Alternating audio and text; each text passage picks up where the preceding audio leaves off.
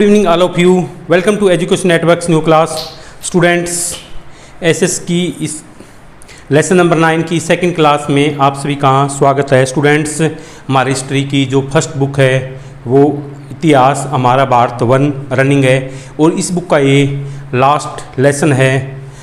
2 या 3 डेज में हमारा लेसन फिनिश हो जाएगा। उसके बाद मैं नेक्स्ट बुक को स्टार्ट करूँगा। सो देखिए, look at the some most important point lesson number 9, गुप्त काल, शासन, समाज एवं संस्कृति। देखो भाई, गुप्त काल में क्या होता था? गुप्त काल में जो पुलिस होती थी, पुलिस को चाट या बाट कहा जाता था। क्या गुप्त काल में पुलिस को चाट या बाट कहा जाता था? और पहरेदार जो वॉचमैन होता था, वॉचमैन को क्या कहा जाता था? रक्षिन कहते थे। और गुप्त काल में क्या होता था? गुप्त काल में न्याय प्रणाली काफ़ी उत्तम थी, मतलब न्याय उसमें लोगों को अच्छा न्याय मिलता था। और राजा को सर्वोच्च न्यायाधीश, जैसे कि भाई कोर्ट के अंदर जो जज होता ना, जज जो फैसला कर देता, वही जो डिसीजन लेता है, उसी डिसीजन को सभी को एक्सेप्ट करना होता है। तो उस गुप्त काल में जो न्याय प्रणाली काफ़ी उत्तम थी और राजा को सर्वोच्च न्यायाधीश माना जाता है। मुख्य न्यायाधीश मतलब वही राजा को ही, उसको जो कोई प्रॉब्लम क्रिएट हो जाती थी तो उसका सोल्यूशन राजा करता था। जो राजा ने जिस चीज़ का सोल्यूशन निकाल दिया, सभी को उसी सोल्यूशन को एक्सेप्ट करना होता था। इस तरह का प्रोसेस, इस तरह का सिस्टम गुप्त काल में प्रेजेंट था, उपस्थित था। तो देखो भी, नाउ पॉइंट नंबर 3, प्रशासन में कुशलता लाने के लिए, मतलब प्रशासन को अच्छी तरीके से चलाने के लिए राजाओं ने साम्राज्य को अलग अलग प्रांतों में बांटा हुआ था, अलग अलग प्रांतों में बांटा हुआ था, जिन्हें भुक्ति कहते थे। भाई जो प्रशासन में कुशलता लाने के लिए राजाओं ने प्रशासन के प्रांतों में बांटा हुआ था, और बांटा हुआ था उनको क्या कहते थे? भुक्ति कहते थे। भाई क्या भुक्ति कहते थे? और प्रांत का प्रशासक वो क्या कहलाता? उपरीक कहलाता था। प्रांत का प्रशासक क्या कहलाता था? उपरीक। पॉइंट नंबर 4, प्रांतों को आगे विषयों में बांटा गया, जिसके अध्यक्ष विषयपति होते थे। जैसे कि गांव में प्रांतों को आगे किसमें? विषयों में बांट दिया गया, और उनके अध्यक्ष क्या कहलाते थे? विषयपति कहलाते थे। और इनकी सहायता के लिए, किसकी? विषयपति की सहायता के लिए श्रेष्ठी, सार्थवा, कुलिक, कायस्थ इत्यादि अनेक अधिकारी होते थे। भाई प्रांतों को क्या है? विषयों में बांटा गया था, और विषयों के अध्यक्ष कौन? विषयपति होती थी। और विषयपति की हेल्प के लिए 4 पर्सन्स कौन से? श्रेष्ठी, सार्थवा, कायस्थ और कुलिक इत्यादि अनेक अधिकारी ऑफिसर वहां पर होते थे।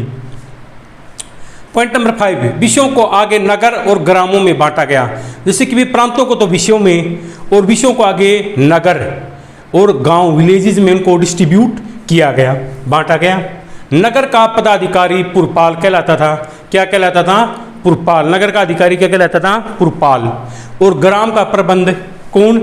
ग्राम समिति के हाथों में, जो गांव की समिति होती थी उसके हाथ में होता था, जिसे मेहतर भी कहते थे। देखो, गांव का प्रबंध किसी ग्राम समिति के हाथ में होता था, और ग्राम समिति के अध्यक्ष को क्या कहते थे? मेहतर कहते थे।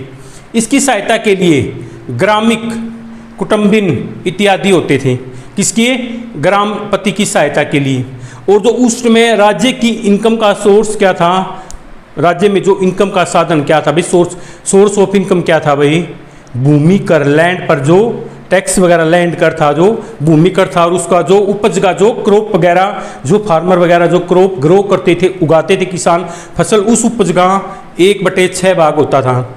और राष्ट्र के अंदर और बाहर व्यापार उन्नत था, मतलब व्यापार अच्छे तरीके से चल रहा था, व्यापार फल फूल रहा था। उद्योगों से भी जो इंडस्ट्रियाँ वगैरह लगी हुई थी, उनसे भी जो राज्य की आय होती थी, उनसे वो भी राज्य की आय का एक साधन थे, इनकम का एक सोर्स थे। क्या? इंडस्ट्री भी राज्य की आय का एक साधन थे।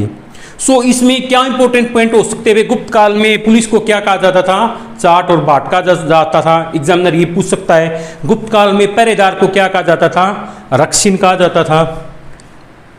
और इसमें क्या पूछ सकता भी, जिसमें भाई ऊपर से ये प्रांत, जो साम्राज्य, राजाओं ने साम्राज्य को अलग प्रांतों में बांटा, तो प्रांतों को क्या कहते थे? भुक्ति। क्या कहते थे? भुक्ति। और प्रांत का प्रशासक क्या कहलाता था? उपरीक कहलाता था। और प्रांतों का आगे विषयों में बांटा गया। विषयों के अध्यक्ष कौन? विषयपति होते थे। इस विषयों के अध्यक्ष कौन होते थे? आपसे एग्जामिनर इस तरह से पुट कर सकता है कि भाई विषयपति होते थे। और विषयपति की सहायता के लिए कितने अधिकारी होते थे?